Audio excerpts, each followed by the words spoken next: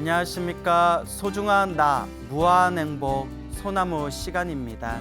여러분들 만나 뵙게 되어서 진심으로 반갑습니다. 석가모니 부처님 당시의 일입니다. 석가모니 부처님께서 세상에 널리 법을 펼치고 계실 때, 그때 어느 한 도시에 여원이란 이름을 가진 남자가 있었습니다. 이름이 여원이란 이름을 가진 남자가 있었는데 굉장히 못됐다고 합니다. 사람이 아주 나쁘고 악하고 못돼가지고 여기저기 다니면서 온갖 나쁜 짓을 저지르고 다녔다고 합니다. 사람들의 원성이 자자해지자 이 왕이 군사를 풀어서 그 여원이란 사람을 붙잡게 됩니다. 그리고 사형 선고를 내립니다. 너는 온갖 나쁜 짓을 저지르면서 사람들을 괴롭혔구나. 너는 사형이다 라고 사형 선고를 받게 됩니다. 그렇게 붙들려서 사형 선고를 받은 뒤에 온몸에 꽁꽁 묶여가지고 그 성을 구석구석 한 바퀴 돌면서 사람들 앞에서 조리돌림을 당하게 됩니다. 사람들의 손가락질을 받으면서 조리돌림을 받고 이제 사형장으로 향하고 있었을 때, 때마침 거룩하신 부처님께서 그때 바리떼를 들고 탁발하시기 위해서 그 길을 이렇게 지나고 계실 때였습니다. 요럴 때 부처님을 마주치는 것도 그 사람의 성근입니다. 그것도 그 사람의 복입니다. 착할선 뿌리 익은 착한 뿌리, 성근이 있는 것입니다. 그 여원이란 사람이 저기서 이제 멀리 부처님이 오시는 걸 보고 깜짝 놀라면서 부처님을 향해서 소리를 지릅니다. 부처님, 부처님, 자비로우신 부처님, 제발 저 좀 살려주십시오. 제발 저 좀 살려주십시오. 부처님께서 왕한테 이야기해 주셔서 저를 풀어주신다면 제가 머리 깎고 출가해서 부처님의 제자가 되겠습니다. 부디 저를 살려주십시오. 살려주십시오. 그때 부처님께서 그 여원의 목소리를 듣고는 뒤에서 함께 따라오던 아난 스님에게 시켜서 왕에게 가서 왕에게 저 여원이란 사형수를 한 번만 용서해 주시고 방면해 주십시오. 저 사람을 이제 사형에서 풀어 주십시오라고 부탁을 하도록 합니다. 그래서 아난 스님이 왕을 찾아가서 저의 스승님이신 부처님께서 이러저러 해서 저 사형장에 가는 저 사형수 여원을 용서하고 풀어달라라고 부탁을 하셨습니다. 왕이 깜짝 놀래가지고 아유, 부처님께서 직접 부탁하신 건데 내가 어찌 부처님의 말씀을 거절할 수 있겠습니까? 라고 하더니 그 사형수 여원을 이제 특별 사면을 해서 이제 그 사형수 여원을 풀어주게 됩니다. 그래서 여원이 부처님 발 아래 눈물을 흘리면서 엎드려 자기가 지은 죄업을 지극정성으로 참회한 뒤에 머리 깎고 출가해서 비구 스님이 됩니다. 비구 스님이 됩니다. 자, 여기서 여러분들이 한 가지 명심해야 될 부분이 있습니다. 원래 우리 부처님의 계율, 부처님이 우리들에게 남겨주신 그 계율의 가르침을 모아놓은 율장에서는 그 계율에 모아놓은 율장에서는 사형 선고를 받거나 큰 죄를 저지른 죄인은 출가할 수 없다라고 딱 선을 그어 놓습니다. 아주 악한 짓을 한 그런 죄인, 죄수는 출가할 수가 없다. 왜냐? 만약에 그런 죄를 저지른 사람들까지 무분별하게 다 출가를 시키게 되면 죄를 저질러 놓고 그것을 피하고 사람들의 눈을 속이기 위해서 머리 깎고 출가하는 출가자가 나올 것이고, 그런 거짓 출가자들 때문에 이 부처님의 그런 맑고 깨끗한 이 승가, 스님들의 모임이 무너질 수가 있기 때문이다. 그래서 원래 범죄자는 출가를 원래 시켜주지를 않습니다. 그런데 부처님의 불교설화, 부처님의 일대기를 보면 흉악한 짓을 저지른 사람, 아주 못된 죄인들조차도 부처님이 출가를 허락해 주는 경우가 있기는 있습니다. 근데 요거는 아주 특별한 경우입니다. 부처님께서 그 사람의 마음을 다 꿰뚫어 보시고 그 사람이 과거 전생에 지었던 업의 인연과 다음 생에 그 사람이 받게 될 그 업의 결과를 다 꿰뚫어 보신 뒤에 부처님께서 이 사람은 비록 죄를 저지른 죄인이지만 이 사람의 마음을 꿰뚫어 보니 이 사람은 출가하면 수행을 잘하고 깨달음을 얻을 만한 사람이다 라는 것을 오직 부처님만이 완벽하게 꿰뚫어 보시고, 원칙은 죄를 저지른 죄인들은 출가시키지 않지만 부처님처럼 모든 원인과 결과를 완벽하게 꿰뚫은 부처님께서는 특별한 경우에는 그런 죄인, 죄수들도 출가시키는 경우가 있었다라는 것을 우리가 명심해야 됩니다. 그러니까 여러분, 불교는 죄인, 죄수, 큰 죄를 저지르는 사람은 일단 출가를 시키지 않는 게 일단 원칙입니다. 하지만 모든 것을 꿰뚫어 보시는 부처님이 특별한 경우에 그 죄인이나 죄수를 출가를 허락해 주는 경우도 있기는 있다라는 것을 여러분들의 머릿속에 헷갈리지 않게 잘 기억해 두시기 바랍니다. 그래서 사형 선고를 받아서 사형장으로 끌려가던 그 여원이라는 사람도 원칙은 출가를 할 수 없는 사람이지만 부처님께서 그 사람을 꿰뚫어 보시고 난 뒤에 그 사람을 머리를 깎고 출가하는 걸 허락해 주신 겁니다.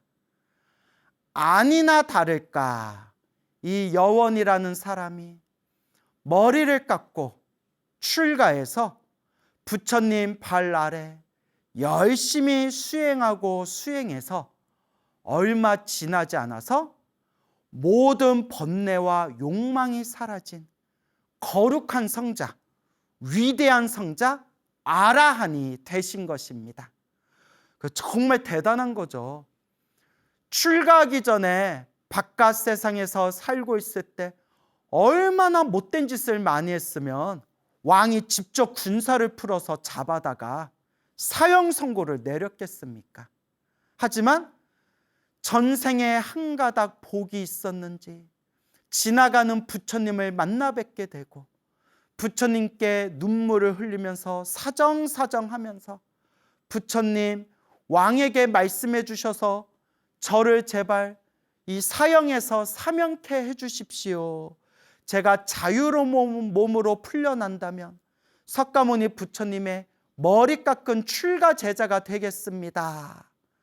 부처님께서 그 사형 선고를 받은 여원이란 남자의 그 마음을 완전히 꿰뚫어 보신 뒤에 이 사람이 지금은 사형 선고를 받았지만 만약에 머리 깎고 출가하면 위대한 성자 아라한이 될 수 있을 만한 착한 뿌리가 있구나. 이것까지 부처님이 완벽하게 꿰뚫어 보시고 아난 스님에게 이제 이야기를 하셔서 아난 스님이 왕을 찾아가 석가모니 부처님께서 저 사형 선고를 받은 여원이라는 사람을 풀어주시기를 부처님께서 말씀하셨습니다. 그래서 왕이 부처님의 말씀을 듣고 아무런 의심이나 아무런 그런 의혹이 없이 부처님의 말씀대로 그 여원이라는 남자를 사형에서 이제 사면에서 풀어주게 됩니다. 그리고 아니나 다를까 부처님께서 완벽하게 꿰뚫어 보신 그대로 머리 깎고 출가한 여원은 모든 번뇌와 욕망이 사라진 거룩한 성자 아라한이 됩니다. 자, 이와 같이 아라한이 되신 이 여원 스님은 과거에 자기가 지었던 나쁜 죄업을 진심으로 뉘우치고 참회하면서 이번 생 머리 깎고 출가해서 아라한이 된 뒤에 세상에 널리 맑고 깨끗한 부처님 법을 전하게 됩니다. 이 이야기를 들은 수많은 다른 비구 스님들이 모두 다 놀라게 됩니다. 부처님의 제자들이 부처님을 찾아가서 부처님께 이렇게 여쭤봅니다. 부처님, 참으로 위대하십니다. 위대하십니다. 부처님, 참으로 위대하십니다. 거룩하신 부처님께서는 어떤 인연의 공덕이 있으시기에 부처님께서 하신 말씀은 모든 사람들이 좋아하고 모든 사람들이 다 따르는 것입니까? 부처님께서 전생에 어떤 인연 공덕이 있으셨기에 부처님께서 말 한마디 저 사형 선고를 받은 사람을 풀어주십시오라고 부처님께서 말씀하셨는데 왕은 부처님 말씀을 듣자마자 저 사형 선고를 받은 저 사람을 풀어주었으니 부처님께서는 어떤 인연의 공덕을 심으셨기에 이렇게 사람들에게 무슨 말을 하든 신용을 얻으시는 겁니까? 어떻게 그렇게 수많은 사람들에게 신용을 얻을 수 있는 것입니까? 라고 부처님께 여쭈어 봅니다. 그때 부처님께서 이와 같이 말씀하십니다. 그대들이여 잘 들어라.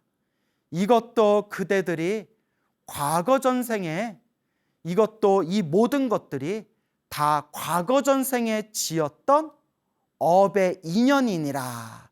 이 모든 것이 다 스스로 지은 선업의 인연이니라. 그대들은 잘 듣도록 하여라. 라고 부처님이 말씀하십니다. 머나먼 헤아릴 수 없는 과거 전생에 한 부처님께서 세상에 출현하셨는데 그때 세상에 출현하신 그 부처님의 명호가 제당 부처님이셨습니다. 제당 부처님. 제당이란 부처님께서 세상에 출현하셔서 널리 법을 펼치고 계실 때 일이라고 합니다. 제당 부처님께서 수많은 제자들과 함께 길을 걷고 계실 때 그때 맞은편에서 어느 한 남자가 걸어오다가 제당 부처님의 몸에서 펼쳐지는 그 아름답고 맑고 깨끗한 거룩한 모습을 뵙고 그 자리에서 제당 부처님께 머리 숙여 3배의 예를 올리고 부처님께 이와 같이 청을 올립니다. 위대하신 분이시여, 제가 부처님과 수많은 제자분들께 공양을 올리고자 하오니 저의 청을 받아주십시오. 저의 공양청을 받아주십시오라고 부처님께 청을 올립니다. 그리고 부처님을 편한 자리에 모시고 부처님과 수많은 비구 스님들께 정성스럽게 이제 공양을 올리게 됩니다. 부처님께서 그 공양을 받아 자시는 모습을 지켜본 뒤에 그 남자가 부처님의 발 아래 엎드려 다음과 같이 부처님 앞에서 원을 세웁니다. 부처님, 거룩하신 부처님, 제가 부처님께 공양을 올린 공덕으로 제가 항상 태어날 때마다 제가 어떤 이야기를 하든 사람들의 믿음을 받고 신용을 얻게 해주십시오. 항상 제가 사람들의 신용을 얻는, 사람들에게 믿음을 얻는 그런 사람이 되게 해주십시오.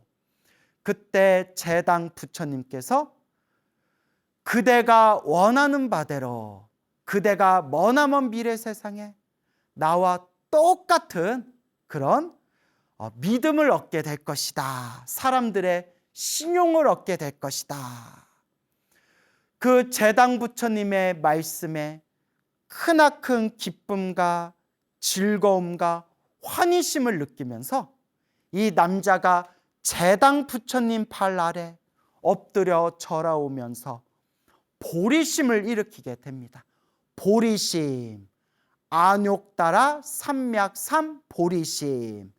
보리심은 완전한 깨달음을 얻겠습니다. 모든 중생을 다 제도하겠습니다. 모든 중생 다 함께 성불하겠습니다 라는 거룩한 깨달음의 마음을 보리심이라고 부릅니다. 보리심. 그래서 화엄경이라든가 우리 부처님의 대승경전 중에서는 사람이 일으키는 어떤 존재가 일으키는 최고의 마음이 바로 보리심이다라고 설법하고 있습니다. 그래서 보리심의 대표적인 게 바로 여러분 사옹서원입니다. 사옹서원. 중생을 다 건지오리다. 번뇌를 다 끊어오리다. 법문을 다 배우오리다. 불도를 다 이루오리다. 이 사옹서원이 바로 보리심, 보리의 마음을 뜻합니다. 그리고 예불문 마지막에 나오는 원공법계 제중생 자타일시 성불도 원하옵건대 법계, 이 우주 법계, 이 모든 세상의 중생들이 다 함께 자타일시 성불도 나와 남이 일시에 불도를 성취하여 지이다. 성불하여 지이다. 원공법계 제중생 자타일시 성불도, 이게 바로 보리심입니다. 제가 위없는 깨달음을 얻겠습니다. 제가 모든 중생을 다 건지겠습니다. 일체 모든 중생 다 함께 성불하여 지이다. 이게 바로 우리 사람이 일으킬 수 있는 최고의 거룩한 마음, 하늘 위 하늘 아래 중생이 일으킬 수 있는 가장 최고의 거룩한 마음이 바로 이 보리심입니다. 이 남자가 제당 부처님의 발 아래 엎드려 절을 올린 뒤에 합장하고 공경하면서 지극한 마음으로, 정성스러운 마음으로 이와 같이 보리심을 일으키게 됩니다. 그때 보리심을 일으킨 그 남자를 바라보면서 제당 부처님께서 이와 같이 말씀하십니다. 착하도다, 착하도다. 그대는 머나먼 미래 세상에 성불하게 될 것이고, 그대가 부처님이 되었을 때, 그대가 부처님이 되었을 때 명호, 이름을 석가모니 부처님이라 불리게 되리라 라고 제당 부처님의 수기를 받게 됩니다. 석가모니 부처님께서 이와 같이 머나먼 과거 전생 이야기를 전해주시면서 수많은 제자들에게 이렇게 말씀하십니다. 그때 제당 부처님을 만나 제당 부처님과 수많은 제자분들께 정성껏 공양을 올리고 제당 부처님 앞에서 부처님께 공양을 올린 이 공덕으로 제가 항상 태어날 때마다 모든 사람들에게 믿음을 얻고 신용을 받는 존재가 되기를 바랍니다. 그리고 제당 부처님 앞에서 거룩한 마음, 보리심을 일으키니 제당 부처님께서 착하다 착하다 칭찬하시면서 수기를 내려주셨느니라. 그때 제당 부처님의 수기를 받은 그 남자가 바로 지금 이번 생 이 석가모니 부처의 과거 전생의 이야기니라 라는 석가모니 부처님의 말씀을 듣고 그 자리에 있는 수많은 불제자들이 다 함께 기뻐하고 다 함께 환희심을 일으켰다고 합니다, 여러분. 이와 같이 우리는 항상 복을 짓고 선업을 짓고 공덕을 닦아야 합니다. 제가 늘 불자님들께 귀가 아프도록 드리는 이야기지만 우리의 중생은 다 자기 복대로 살아갑니다. 다 자기가 지은 업의 인연대로 살아가고 다 자기가 지은 복대로 살아갑니다. 그래서 부처님의 가르침을 제대로 공부하고 부처님의 가르침을 올바르게 공부하면 이 세상에 원망할 일이 점점 줄어든다고 합니다. 왜냐? 저런 사람을 만난 것도 내 업의 인연이구나. 내가 지금 이런 일을 겪는 것도 내 업의 인연이구나 라는 것을 이해하기 때문입니다. 저도 이렇게 인생 살아가다 보면 좀 별로 친해지고 싶지 않은 사람인데도 자꾸 만나는 경우가 있고 별로 가까이 하고 싶지 않은데도 어쩔 수 없이 이렇게 엮이는 경우가 있고 좀 이 사람하고 좀 멀리 떨어지고 싶은데도 아직은 업의 인연이 남아서 그런지 자꾸 마주치는 경우가 있습니다. 우리 중생들 다 그렇잖아요. 그럴 때 부처님의 가르침을 이해하지 못하는 사람들은 남을 원망하고 남 탓을 하게 되지만 부처님의 가르침을 깊이 공부하고 수행하고 이해하다 보면 아이고 저런 사람 만나고 저런 사람 자꾸 마주치게 되는 것도 아직 내 빚이 있어서 그런가 보구나.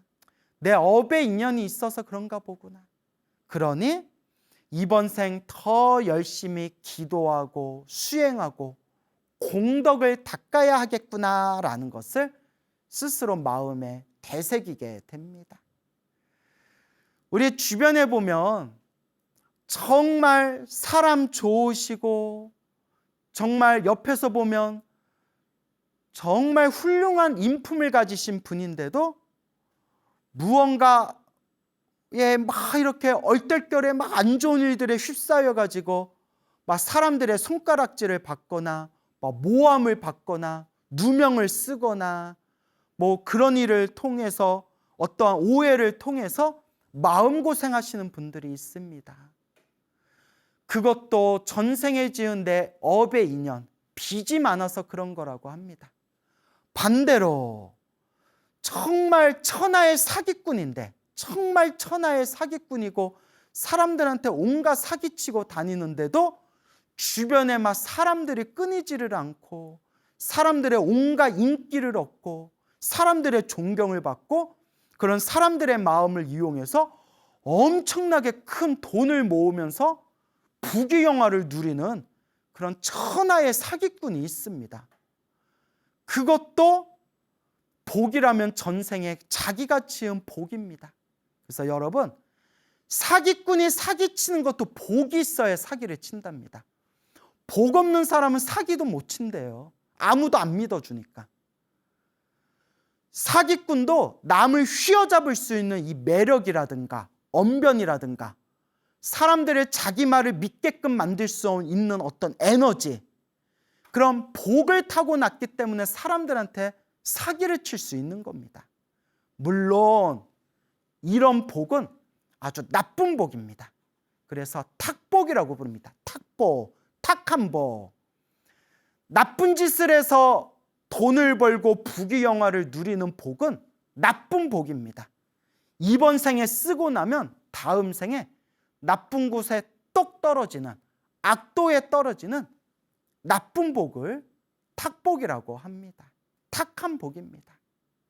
다만 제가 이야기하고 싶은 것은 이러니 저러니 중생들 살아가는 모든 모습이 다 자기가 지은 업의 인연법대로 살아가는구나. 그 인연법에 대해서 우리가 마음속으로 잘 이해해야 합니다. 그래서 여러분, 그 사형 선고를 받았던 여원이라는 사람도 형장의 이슬로 그렇게 휙 하고 죽어서 사라질 운명이었지만 그 사형장에 끌려가는 그 짧은 순간에 딱 마치 우연처럼 부처님을 마주치게 된 것도 불교는 우연이 없다고 했지 않습니까? 다 자기의 인연법이다.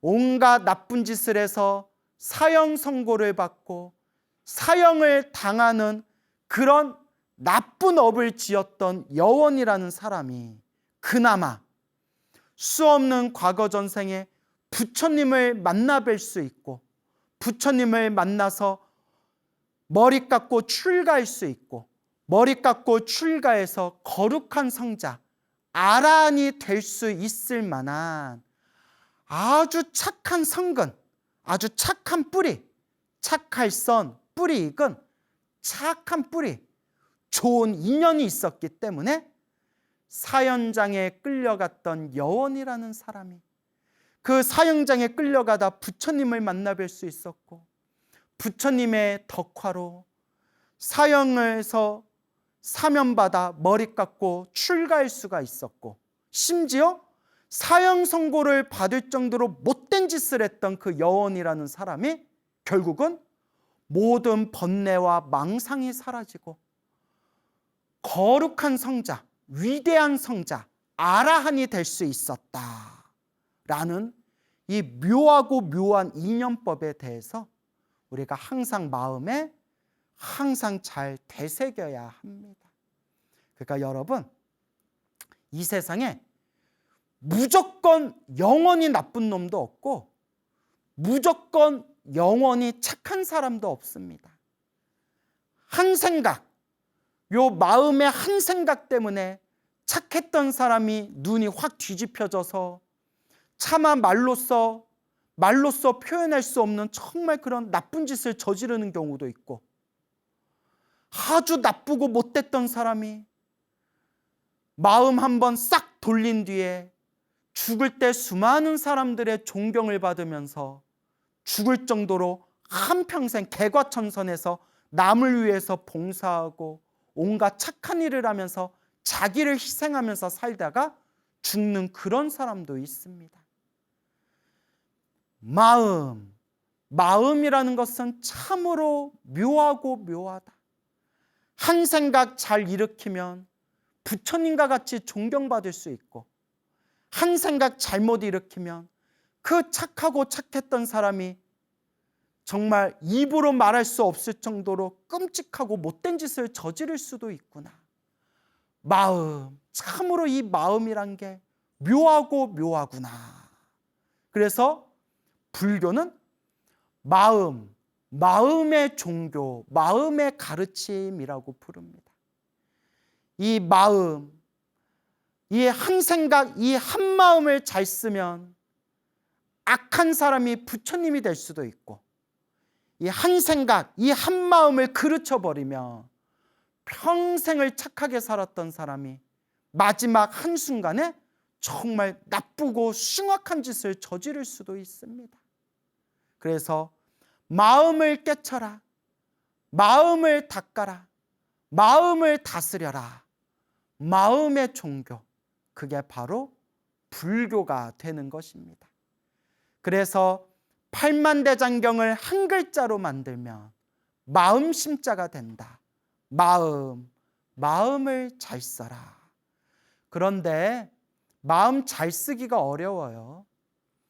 중생들은 기본적으로 이 세상에 태어날 때 이기적인 마음을 가지고 있어요.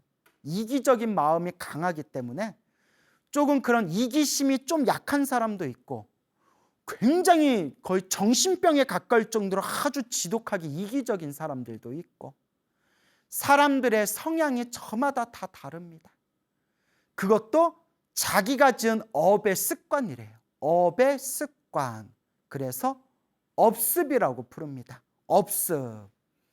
이 지독한 업의 습관 때문에 사람이 쉽게 안 변해요. 사람이 쉽게 변하기가 어렵습니다. 그래서 우리는 오래오래 닦아야 합니다. 정말 부처님과 똑같은 병지가 될 때까지 오래오래 닦아야 됩니다. 우리 주변에 보면 절에 10년, 20년, 30년, 40년, 50년을 다녔는데도 이 마음을 잘 못 쓰는 분들이 굉장히 많습니다. 오히려 절에 굉장히 절에 오래 다니고 기도도 많이 했는데도 막 절에서 갑질하고 텃세 부리고 다른 사람들 불편하게 하고, 심지어 저 사람이 정신적으로 문제가 있는 게 아닌가 싶을 정도로 이상한 성격을 가진 사람들이 주변에 많습니다. 하지만 그것도 자기 업의 습관일 뿐이고 결국은 자기가 닦는 수밖에 없습니다. 그래서 우리가 명심해야 될 것은 남 볼 필요 없다. 굳이 남 볼 필요가 없다. 그러면 누구를 봐야 된다? 자신을 바라봐야 된다. 자기를 바라봐야 된다. 나는 지금 복을 짓고 있는가? 나는 지금 선업을 짓고 있는가? 나는 지금 공덕을 닦고 있는가? 복과 선업과 공덕을 잘 닦고 있는가? 누구를 바라봐야 된다? 자기 자신을 바라봐야 됩니다. 결국 중생은 다 자기가 지은 업대로 살아갑니다. 중생은 다 자기가 지은 복대로 살아갑니다. 다 자기가 지은 업대로 살아가고 다 자기가 지은 복대로 살아가는구나 라는 것을 제대로 이해하면 남을 원망하는 마음도 점점 줄어들고, 남하고 비교하는 마음도 점점 줄어들고, 자기 자신을 바라보고, 아, 내가 이럴 시간에 차라리 염불을 한번 더 해야 되겠구나. 차라리 내가 기도를 한번 더 해야 되겠구나. 차라리 내가 조금이라도 복을 좀 더 지어야 되겠구나 라는 것을 느끼게 됩니다. 그래서 불자 여러분, 스스로를 바라봐야 됩니다. 자기 자신을 있는 그대로 냉정하게 자신을 바라보면서 내가 훗날 염라대왕 앞에 딱 섰을 때 자신 있게 나는 공덕을, 나는 선업을, 나는 복을 정말 힘껏 제대로 닦고 왔습니다 라고 말할 수 있을 정도로 내 자신을 잘 닦아야 합니다. 물론 어렵습니다. 제가 앞에서도 말씀드렸지만 중생이 이 업의 습관, 업습이란 게 있기 때문에 이 마음을 닦기가 쉽지가 않습니다. 쉽지 않기 때문에 그냥 자꾸 닦는 수밖에 없다. 자꾸 닦는 수밖에 없구나. 결국은 모든 우리 인생의 삶의 문제의 해답은 수행이다라는 것을 명심하시길 바랍니다. 항상 우리가 이번 생 사람으로 태어나 부처님의 법을 만났다, 부처님의 가르침을 만났다 라는 것을 감사합니다, 감사합니다, 고맙습니다, 고맙습니다, 이번 생 마음 공부 잘하겠습니다 라고 마음으로 100번, 1000번, 10,000번 되새기면서 여러분 이번 생 잘 닦아가시기 바랍니다. 여러분 행복해지고 싶습니까? 행복한 삶을 창조하고 싶습니까? 복을 지으십시오. 선업을 지으십시오. 공덕을 쌓으십시오. 복과 선업과 공덕의 힘이 여러분을 진정한 행복의 길로 이끌어 줄 것입니다. 여러분 성불하세요.